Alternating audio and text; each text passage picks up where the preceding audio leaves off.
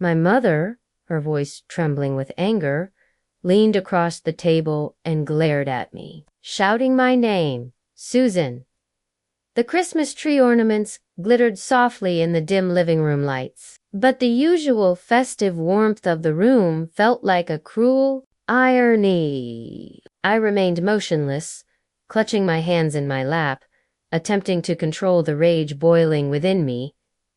My father, his tone equally sharp, interjected, "You always manage to make everything about yourself." His words struck me harder than anticipated, and for a brief moment, the only sound was the faint ticking of the mantel clock. My name is Susan Blanchard, and I was 32 years old when these events transpired in the late 1970s.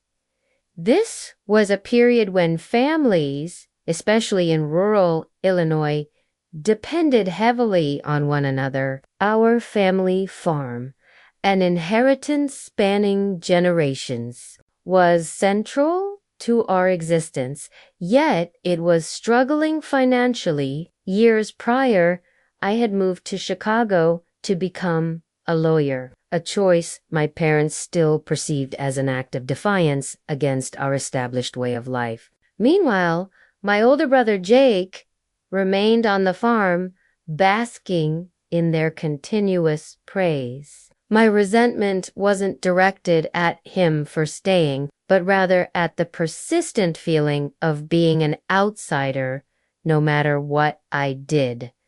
Since that summer, I had been discreetly depositing money into the farm's shared account, trying to assist with the mounting bills Jake had mentioned. He had persuaded me to keep it from our parents, claiming it would wound their pride and make them feel as if they had failed. At the time, this made sense. I didn't want to embarrass them, and I trusted Jake to manage the situation. However, sitting there on Christmas Eve, listening to our parents recount Jake's extensive sacrifices to sustain the farm, I felt a punch to the gut. It was then that I fully grasped he had been taking credit for every dollar I had sent. "Jake is the reason we've managed to keep things afloat," my mother declared, her voice thick with pride.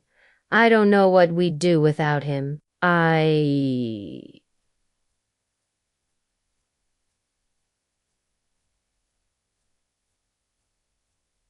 glanced across the room at him, hoping for some sign of acknowledgement or remorse in his eyes, but he merely smirked, reclining in his chair as though enjoying a performance. That was the moment I finally spoke. "Actually," I began, my voice wavering, but loud enough to cut through the conversation. "I'm the one who's been sending the money every month since July." My father scoffed, shaking his head as if I had uttered the most absurd statement imaginable. "Don't start fabricating stories, Susan. Jake has been here day in and day out, working tirelessly for this family. Why would you even suggest something like that?" His words stung, but it was his dismissive tone that truly agitated me. My mother folded her arms and added, "You've always had a tendency to try and be the center of attention." "Honestly, Susan, it's Christmas. Can we not spoil the evening with this nonsense?" My face flushed with a surge of anger and humiliation. "I'm not making it up," I insisted, my voice firmer this time. "I've been depositing money at the Chicago branch of the bank directly into the farm account. Every single deposit came from me." But they weren't paying attention. My father waved me off with an exasperated look, and my mother turned her focus to Jake, who simply shrugged as if he had no idea what I was talking about. The frustration became unbearable, and I realized there was no convincing them in that instant. They had already made up their minds. I turned to Jake, my voice sharp. "Are you really going to sit there and lie about this, Jake? I've been making those deposits at the Chicago branch all these months." He didn't flinch. Instead, he leaned back in his chair, smirking as if it were all a joke. "I have no idea what you're talking about, Susan," he said with a shrug, his tone dripping with false innocence. My blood boiled. "Unbelievable," I muttered, shaking my head, but our parents didn't seem to care. My father sighed heavily, as if I were the one ruining the evening, and my mother gave Jake a sympathetic glance, as though he were the victim of some ridiculous accusation. I rose from my chair, the legs scraping against the floor, and looked directly at Jake. "You know exactly what I'm talking about," I stated, my voice trembling with anger. "Those deposits weren't small, Jake. You've been sitting here letting our parents believe you're some kind of hero when you've done nothing but lie. If you don't admit it now, I'll leave first thing tomorrow, go back to Chicago, and get the proof myself." Jake shrugged, leaning back as if none of this mattered. "You're wasting your time, Susan," he said with a chuckle. "Whatever story you've fabricated in your head, you go right ahead and prove it." It was in that moment I understood Jake didn't believe I would actually follow through. To him, this was just another family disagreement that would eventually fade, where I would ultimately surrender and let him win. As always, his smirk revealed everything. He thought I'd back down, too afraid of the consequences to act, but that only intensified my resolve. I wasn't going to let him continue to get away with this. Not this time. He had taken advantage of me, lied to our parents, and sat there soaking up their praise, all while treating my contributions as if they didn't exist. No, I was going to Chicago, and I was going to ensure everyone knew the truth.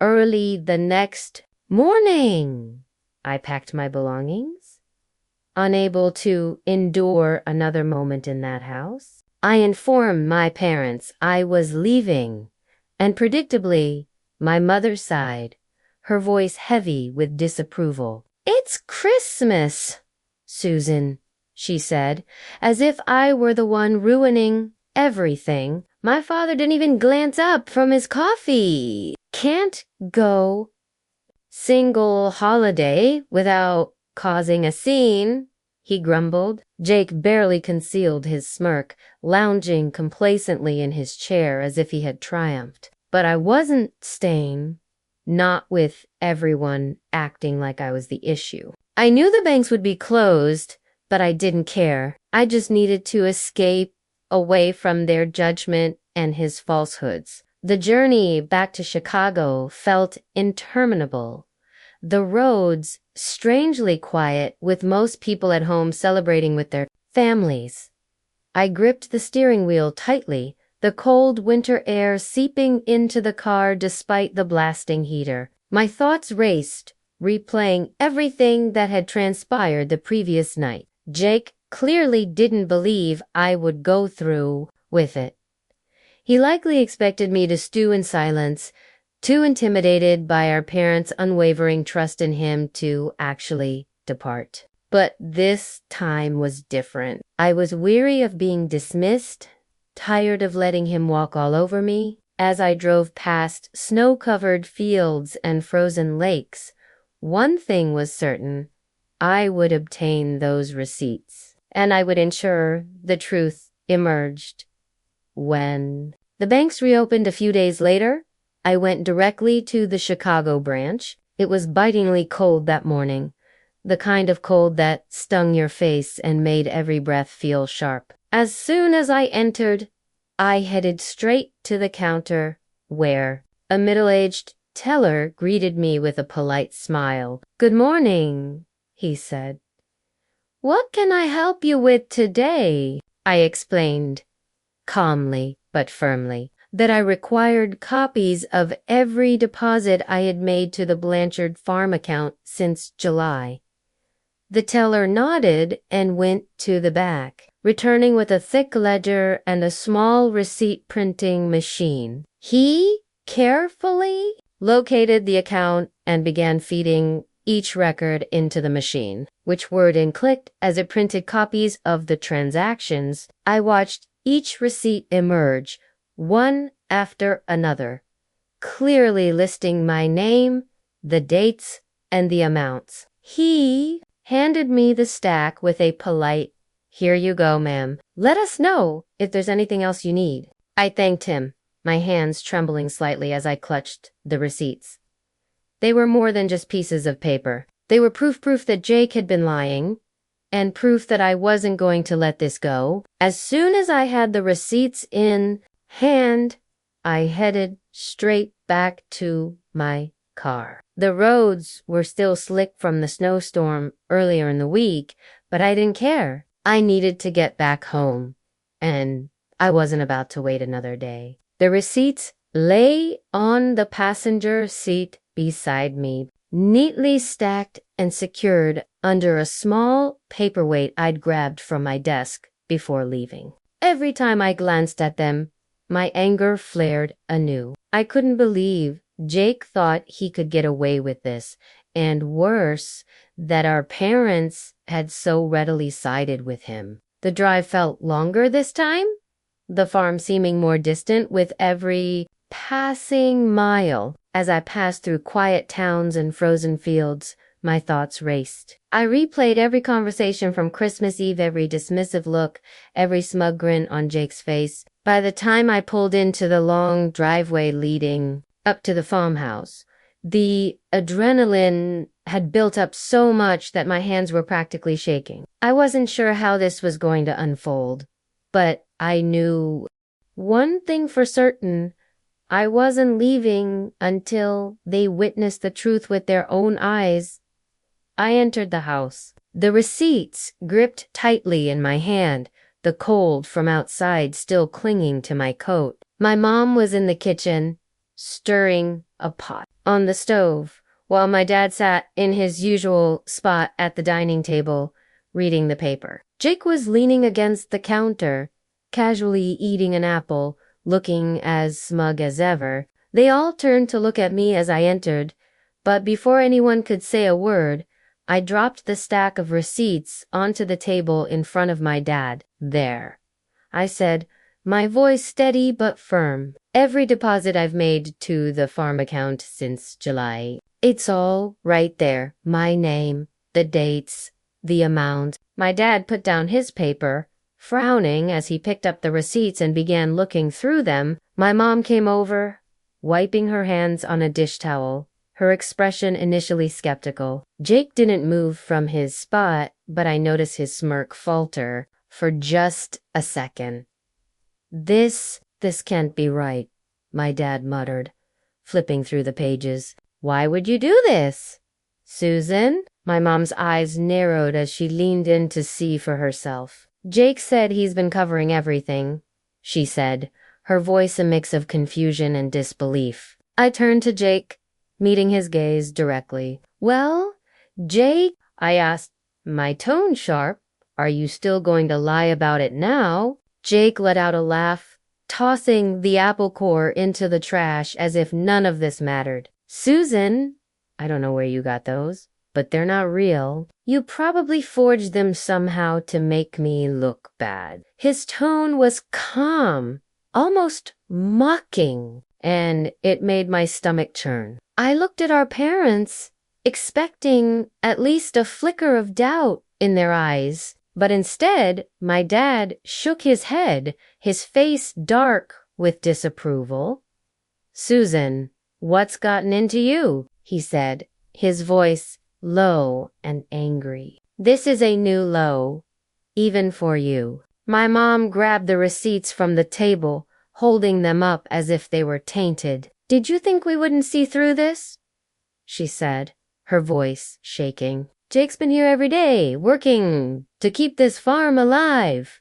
And you," she jabbed the stack of papers toward me, "you come back here with some phony papers and expect us to believe it. You've always been so desperate for attention. My chest felt tight as I struggled to hold back tears. "They're not fake," I said, my voice trembling. "You can call the bank yourself if you don't believe me." But they weren't listening. They stood there, united in their defense of Jake, as always, while I was left feeling like a stranger in my own family. I stood there, stunned, as my dad tossed the receipts onto the table like they were garbage. "I can't believe this," I said, my voice rising as the weight of their disbelief crushed me. "Even when I show you the proof right here in black and white, you still defend him. This is unbelievable. I've spent months helping you keep this farm afloat, and all you've done is give Jake the credit and call me a liar." Jake crossed his arms, leaning against the counter with a smug expression that made my blood boil. "Don't be so dramatic, Susan," he said, shrugging, as if none of it mattered. "You've always been jealous. This isn't any different." I couldn't hold it in anymore. "You know what? I'm done. Don't expect me to ever come back here. I've had enough of this." My mom's face tightened, and my dad just shook his head in disappointment, as if I were the one in the wrong. Without another word, I turned and walked out, slamming the door behind me. The cold air hit me like a slap, but it felt better than staying in that house for another second. By the time I got back to Chicago, my mind was made up. I was finished.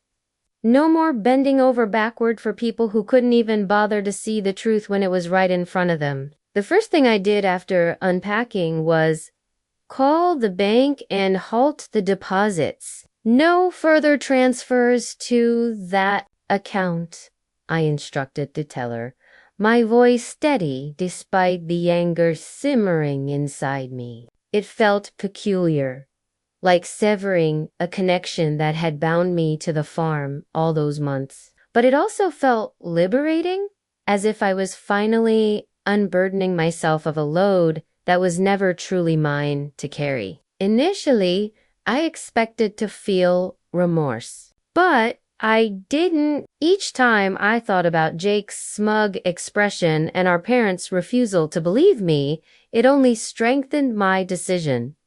Let Jake handle it now. Let him be the hero he pretended to be. I wasn't going to continue pouring money into a farm that treated me like an outsider. If they wanted to believe his lies, then they could deal with the consequences when the bills started accumulating, which they would because Jake didn't have a dime to his name.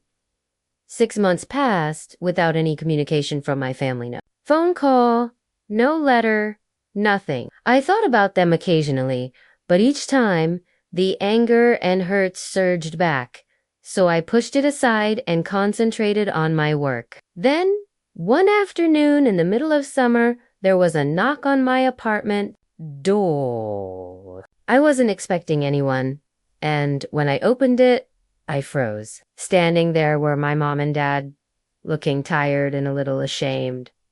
For a moment, I didn't know what to say. "Can we come in?" my dad asked, his voice quieter than usual. My mom stood next to him, clutching her purse tightly, her lips pressed into a thin line. Part of me wanted to slam the door in their faces, but curiosity got the better of me. I stepped aside and let them in. They sat awkwardly on the couch, looking around my small apartment as if they didn't know what to do with themselves. "What do you want?" I finally asked, leaning against the armrest of a chair, my arms crossed. I wasn't in the mood for small talk. Whatever they had to say, I wanted it out in the open. My dad cleared his throat, staring at the floor as if it might provide him with the words he needed. "Susan," he began, his voice softer than I'd ever heard it, "we owe you an apology. A big one." My mom nodded, clutching her purse so tightly her knuckles were white. "We were wrong," she said softly. "We didn't believe you when you tried to tell us the truth. And we, ... we need to make this right." I crossed my arms, leaning back against the chair. "Go on," I said, my tone sharper than I intended. My dad sighed heavily. "After you left, things started falling apart on the farm. Bills piled up, equipment needed repairs we couldn't afford, and the crops didn't bring in enough to keep us going. At first, we didn't understand and thought Jake had it handled. He kept telling us he'd figure it out, but he didn't. And when we pressed him, he finally confessed." My mom's eyes were brimming with tears as she spoke. "He admitted it, Susan. He told us you were the one making the deposits all those months, that you were the reason we stayed afloat. We couldn't believe it. Not just that he lied, but that we didn't listen to you when you tried to tell us." She reached out, her voice trembling. "We're sorry, Susan. Truly sorry for not believing you, for how we treated you, for everything. You didn't deserve any of it." I looked at them, their faces lined with regret, and for the first time, I saw something I hadn't expected: genuine shame. My dad finally met my eyes. "We're asking for your forgiveness, Suzu.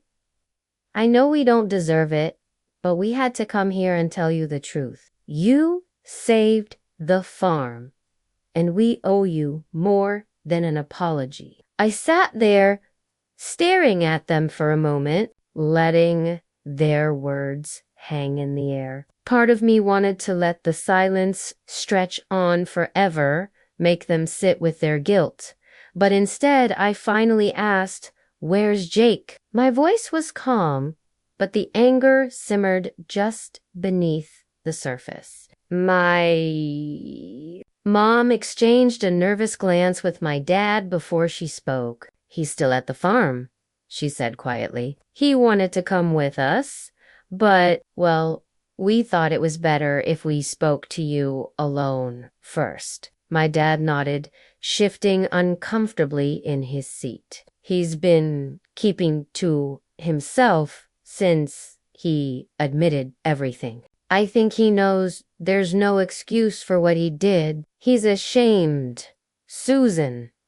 Ashamed," I repeated, letting out a bitter laugh. "That's rich! Ashamed after months of letting you believe I was some kind of liar? After taking credit for everything I did to keep the farm running?" My dad looked down again, his face pale. "You're right," he said, his voice barely above a whisper. "We let it go on far too long.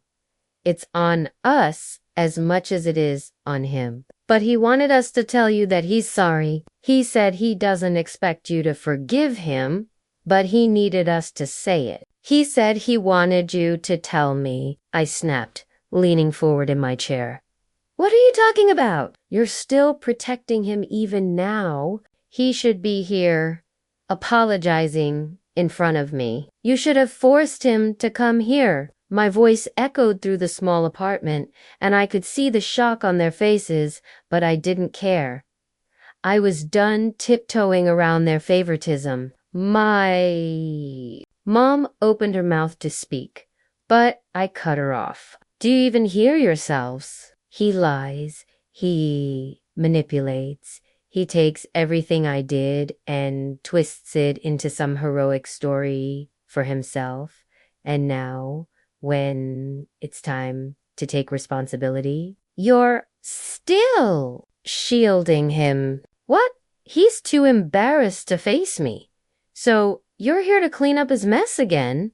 Do you even realize how insane that sounds?" My dad shifted uncomfortably, his hands gripping his knees. "We thought this would be easier for everyone," he muttered. "Easier for who?" I shot back. "For Jake? For you? Because it sure as hell isn't easier for me." Neither of them said a word after that. My mom looked down at her hands, twisting the strap of her purse nervously, while my dad stared at the floor, his jaw tight. The silence stretched between us, heavy and uncomfortable, until finally my dad stood up. "You're right," he said quietly. "Not meeting my eyes. We should have brought him. We should have made him face you. I don't know why we didn't. Maybe because we've been making excuses for him for so long. It's just what we do." My mom followed his lead, standing up and clutching her purse to her chest. She looked at me with watery eyes, but there was no defense left in her. "We're sorry, Susan," she said, her voice barely above a whisper. "You deserved better from all of us." Without waiting for a response, they walked toward the door. My dad opened it, glancing back at me for just a moment, his face filled with regret. Then they were gone, the door clicking shut behind them. For a long time, I just sat there, the weight of their shame hanging in the room like a ghost. They knew I was right, and for the first time in my life, it felt like they actually saw it too. A week later, there was another knock at my door. I wasn't expecting anyone, and when I opened it, my stomach churned. Jake was standing there, his hands tucked into his jacket pockets, looking about as miserable as I'd ever seen him. "Susan," he said, his voice low, almost hesitant. "Can I come in for a moment?" I considered slamming the door in his face, but instead, I stepped aside, letting him in without a word. He stood awkwardly in the middle of my living room, not sitting down, not taking off his jacket, just shifting his weight from one foot to the other. I came to apologize," he finally said, his eyes darting around like he couldn't bring himself to look at me. "For everything. For lying. For taking credit. For the money you sent. For letting Mom and Dad treat you the way they did." His voice cracked slightly, but I didn't say anything, waiting for him to continue. "I don't have an excuse. I was jealous of you, Susan. I've always been jealous. You've done so much with your life, and I stayed behind. I thought if I could just keep their approval, I'd feel, I don't know, important, I guess. But it was wrong. All of it." Jake's voice broke completely, and before I could say anything, he dropped his head into his hands and started two crib-gay heavy sobs that shook his whole body. It wasn't the kind of crying you fake. It was raw, filled with shame, and for the first time, I saw just how broken he really was. He didn't try to hide it, and for a moment, I just stood there, unsure of what to say or do. After that day, something changed. My parents didn't call right away, but when they finally did, their tone was different. There was no defensiveness, no excuses, no attempting to gloss over Jake's actions. It was clear they had finally stopped protecting him. They didn't explicitly admit it, but I could tell they were treating him differently. My dad mentioned they'd started managing the farm finances themselves, and my mom let slip that Jake was working to make things right. It wasn't everything, but it was enough. As for Jake, he kept his distance after that apology. He didn't try to mend things too quickly, which was fine by me. Trust isn't something you rebuild overnight, but knowing that my parents had finally seen him for who he was and acknowledged the hurt they'd caused me was enough to give me some peace. From that day on, even though things were never perfect in my family, at least they started being more fair. Hey there. Did you enjoy the story? If you did, Don't forget to hit that like button and subscribe to the channel. It helps us out a lot. And make sure you won't miss out on more great stories we share here. Thank you for watching, and we'll see you in the next one.